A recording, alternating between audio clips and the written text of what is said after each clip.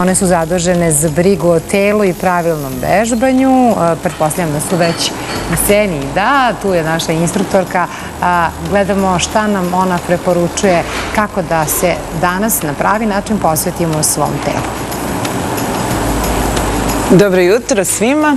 Danas je jedna kombinacija za noge. Nadam se da će vam prijati i da ćete vežbati sa mnom. Ajde da probamo, krenut ćemo od klasičnog čučnja. Idemo dole, zategnemo laktovima ka kolenima i gore. Lagano. Spuštamo i dižemo. Stopala su ispod nivoa kukova, zategnuta leđa, zategnut stomak. Još samo dva.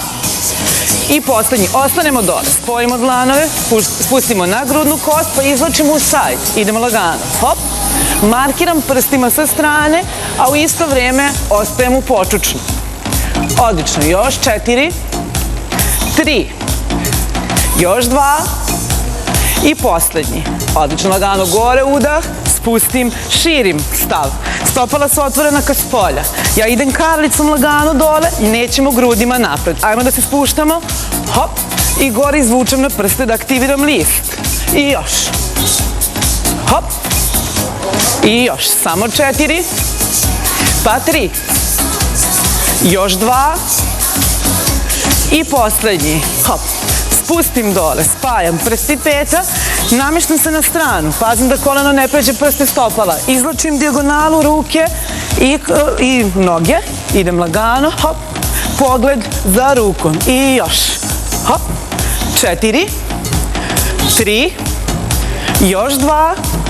Poslednji. Mora i druga strana. Premestimo se. Namestimo položaj. Izvučemo dijagonalu i krećemo. Hop. Hop. Odlično. Pazimo na asimetriju, na broj ponavljanja. Još 2. I poslednji. Hop. Siđemo. Okrenut ću se sada da me bolje vidite. U iskoraku smo pozadi. Idem dole. Hop. Vraćam ekstenziju. Hop. I gore. Hop. Još 2. I gore. Poslednji put. I gore. Menjam nogu.